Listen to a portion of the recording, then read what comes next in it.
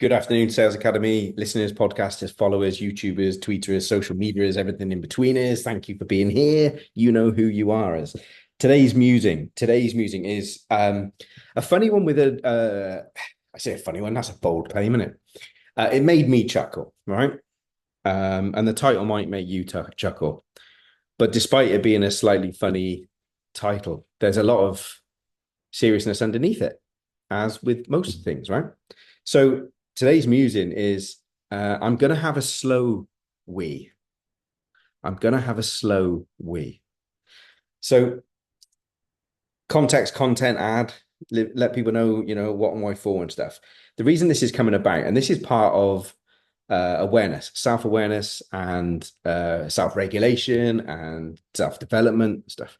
Something that I'm passionate about and have been for many, many years, as you guys know. So recognizing and being aware of things that we're saying and doing and who we are and how we're acting, how we're behaving, and is that in alignment with what we want and all that sort of stuff. So one of the things I talk about a lot with clients and friends and people I talk with is about catching myself thinking this, saying this, feeling this, doing this, right? Catching myself in the moment and then going, oh, how's that serving? What's that? Where's that coming up? All right. Is that something I want to hold on to? Is that something I want to keep doing? Or is that something I want to shift and change? So those of you that know that I went down to a 3-day working week back in October 22. Mondays of every Monday with Becca without sort of compromise, and then Fridays are my own, which means I get a double Becca day if I want to, or I'm at the mountains in the water down on the golf course, whatever. But sometimes just in the underpants on the Xbox, who cares, right? It's my day. But I also am very productive and in those 3 days. And one of the things I noticed years ago was people would ask me, how's business? And I'd be like, yeah, busy. Thanks. Yeah, really busy, which was a defensive and an ego answer, as well as at times a genuine answer. But there was that feeling of, I want to be seen to be successful, therefore I must say I'm busy. And it's like, busy is not the same as productive. How do you fucking know that? So catching myself saying to people, yeah, really busy, I don't think that was a healthy thing. So once I caught on to that, I was like, that's not a healthy thing. Right. I'm going to catch myself saying, yeah, really busy.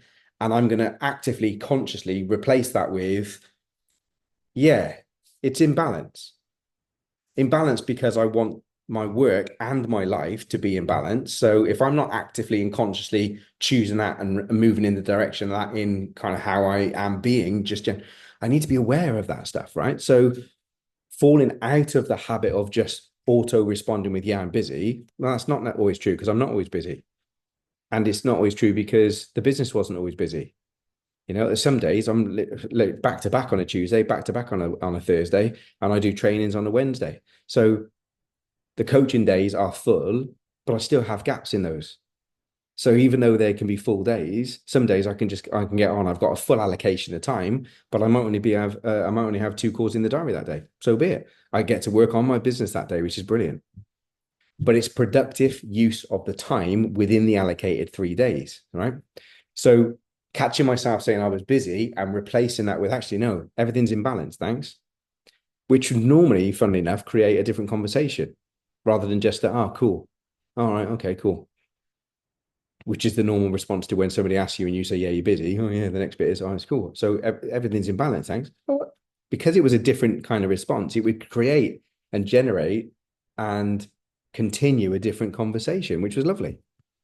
Anyway, why am I sharing all this? Why is this podcast relevant? Well, one of the things I've noticed of late, as I've restructured my days to the 3, and I'm busy social life in more areas now than I've had for years because I've put in more time and effort into my social life. So my social calendar is full and more full than it's ever been because I'm actually attributing a level of importance, kudos, time, energy into it and getting a lot back from it that my diary is actually filled up, which is nice.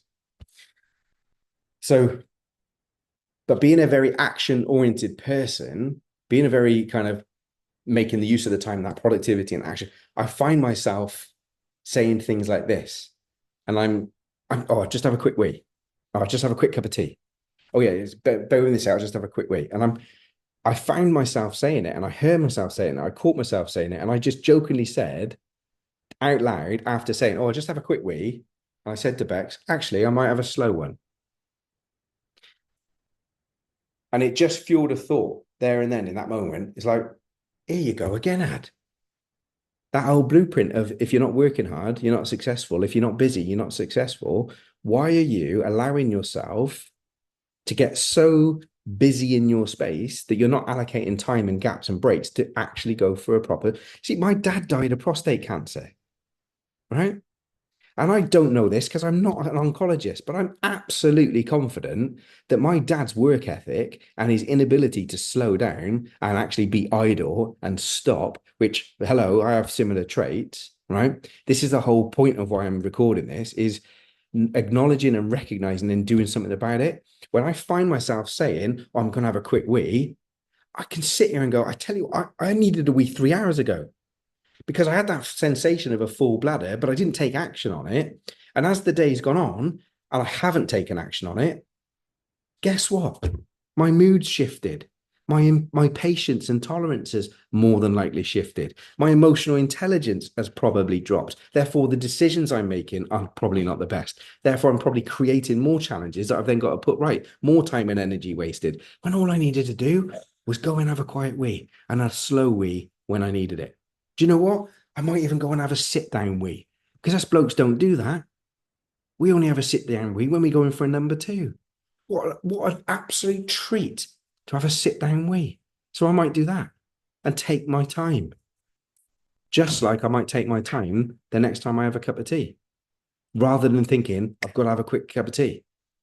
Maybe I'll have a slow cup of tea.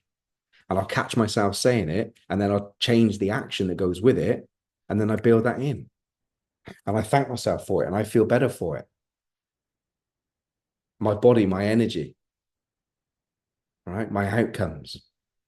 Slowing down to speed up, something I talk about and support clients with all the time.